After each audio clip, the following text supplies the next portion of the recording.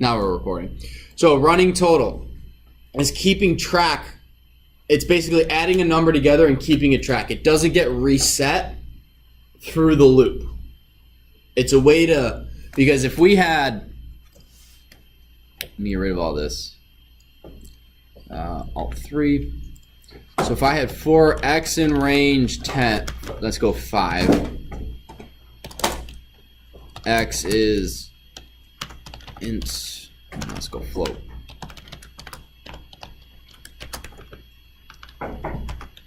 Input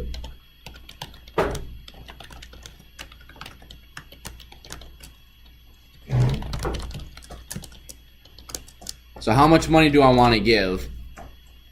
If I do total equals X, how much money do I want to give? 1, 2, oops. And then let's go print total. So 1, 2, 3, 4, and 5. Well, now we only have $5. That should be how much?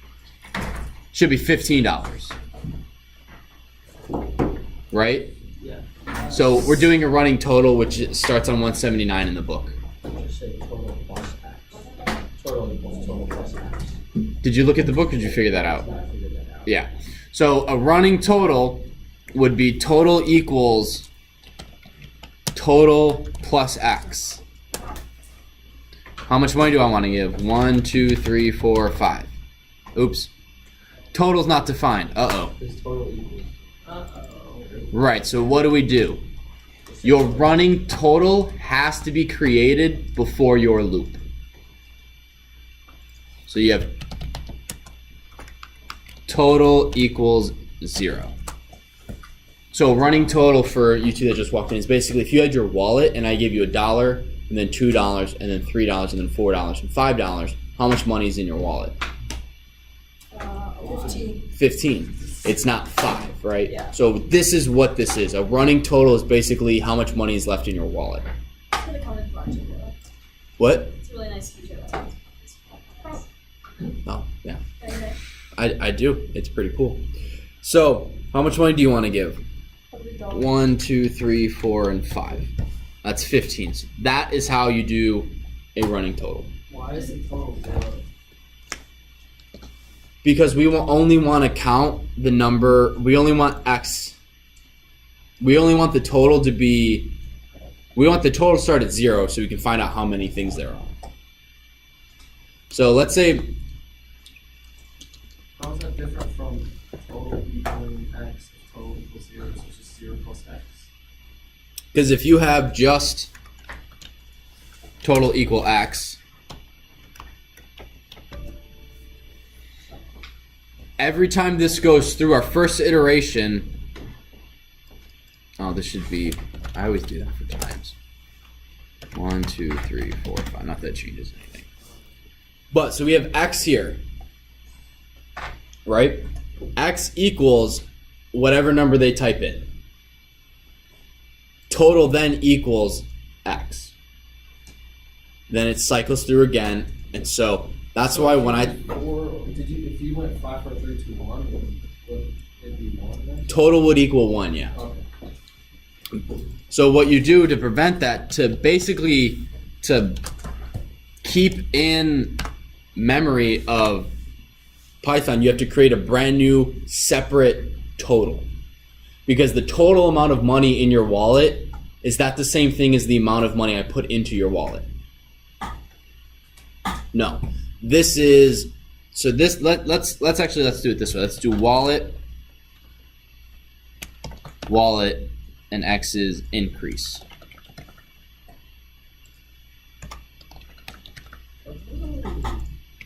Does that make it a little more concrete? Wallet to 0. Oh, thank you. So how much money do I want to give? 1, 2, 3, 4. That's 15. So I have $15 in my wallet. What's a more concrete example of this? For, let's say I have 5 employees. So I'm going to copy this Control V, and X for X in range times.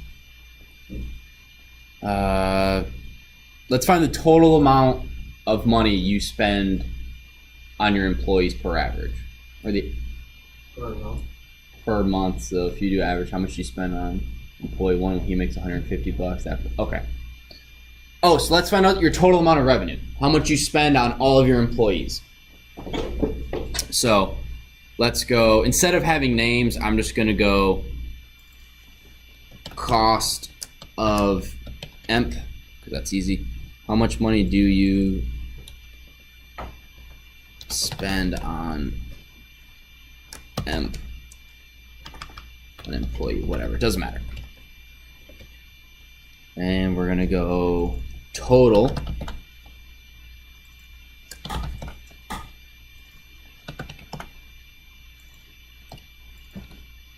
and then we're going to go at the very end, we're going to print total amount total amount you spend on employees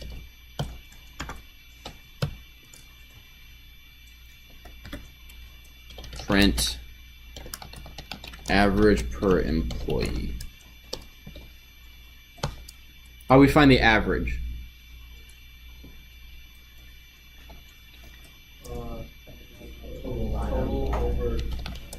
Total over what? Times, yep.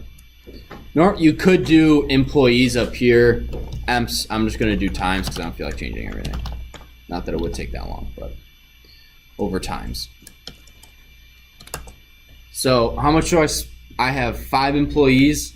I spend $150.50 on employee 1. I spend $200 on employee 2. I have an employee that I just spent that I pay $50 for part-time. My full-time worker is $350. So I spend a total of $1,000.50, $1,051, and my average cost per employee is just over $210. Wow, that's nice. Really? Yeah. If I can make $1 million and only spend $1,000 a week. Probably really realization. Yeah. Okay. Sounds like government. What? So like, It's a joke. It was a bad joke. Didn't even make sense. for the last one, when it was like for times in range 5 increase, you put input how much money do you like give wallet equals wallet plus increase. Yeah. With wallet. Can you explain again why when you say wallet equals wallet plus increase, you just had. Does anyone have a wallet with them? Do you have a wallet? No. Does it wallet with cash? Yeah. All right, come up here. So the reason you have wallet equal wallet is because if right? Okay, so $25, and I got this dollar bill. So if you don't have wallet equals wallet plus whatever, I have an empty wallet, right?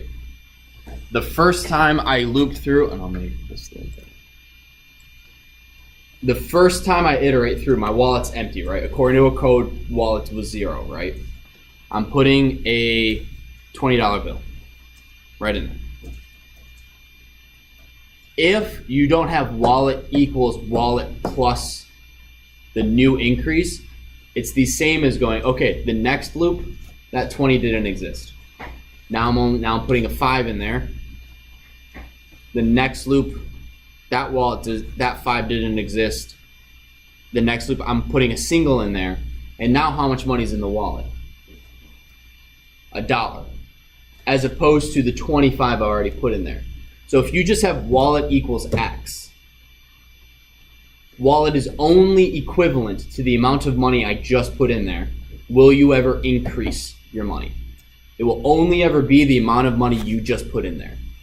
So by having that wallet plus equal, or wallet equals wallet plus total, what that is okay, the first time I'm going through the loop, I'm putting a 20 in there. Wait, did I flip this? Yeah, it doesn't matter.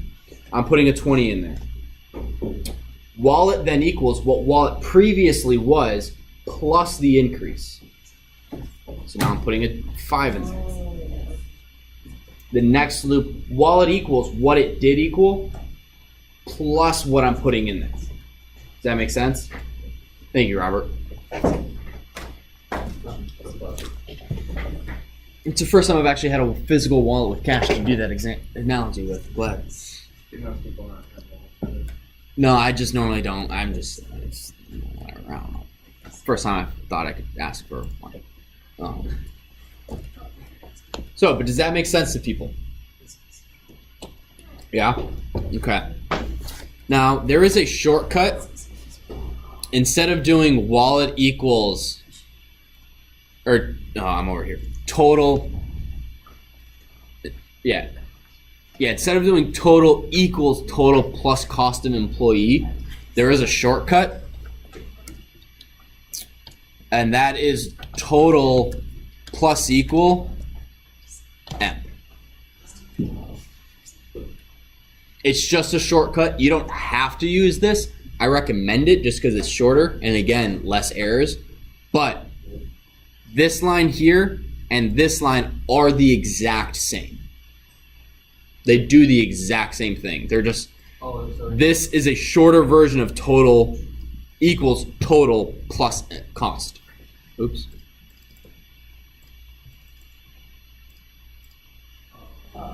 Sorry, I screwed up those variables. My bad. So this, right, I'll uncomment it so you can kind of see. So total equals total plus cost of employee is the same, does the exact same thing. Total plus equal cost of employee. So when I'm teaching, I'll say total plus equal cost of employee. This is what it means. Total equals the total plus the cost of the employee. Total plus equal. Does that make sense? All right, and I believe, we already did input validation loops, nested loops. Okay, last quick thing. A Sentinel is not the cool thing from the X-Men. The Sentinel is something you do with a while loop, and it's at this. Okay, so X is, let's go, while X doesn't equal, while X is greater, while X is greater than 0. Yeah.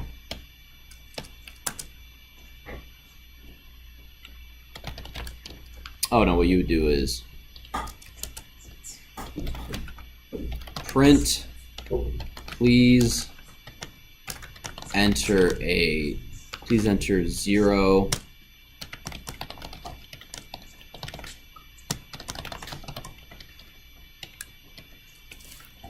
So for this example, I only want to deal with positive numbers, right? I want the loop to go as long as the end user enters in a positive number.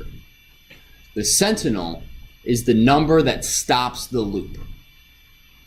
That's all it is. It's a fancy way to say it stops loop. In the book, it says a Sentinel is a special value that marks the end of a sequence of values. Much easier way to put it, it's what ends the loop. At least that's what I'm using, and that's how I use it.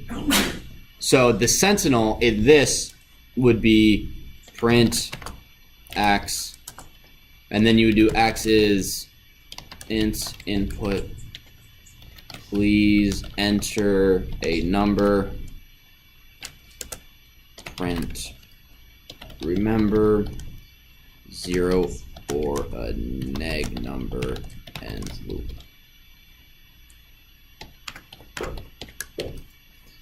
And then we go, please enter number, blah.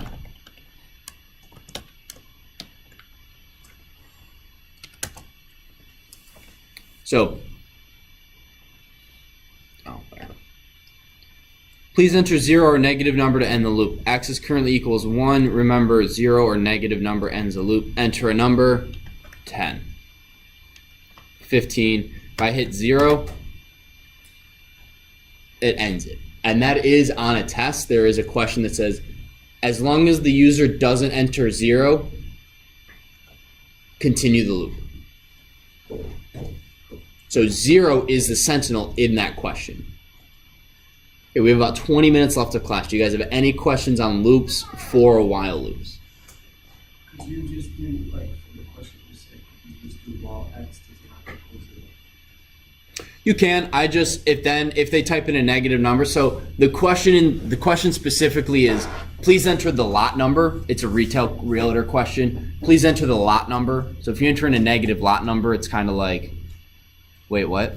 So you would kind of do, you could do 2 loops. One to make sure they always enter in a positive number and then have the sentinel, but up to you. Depends on how you want to code it. Any questions? No. Okay. So, do you guys, I said I'd go over the factorial question. Robert, did you want to do that? You don't have to. I can go through it, but I'm not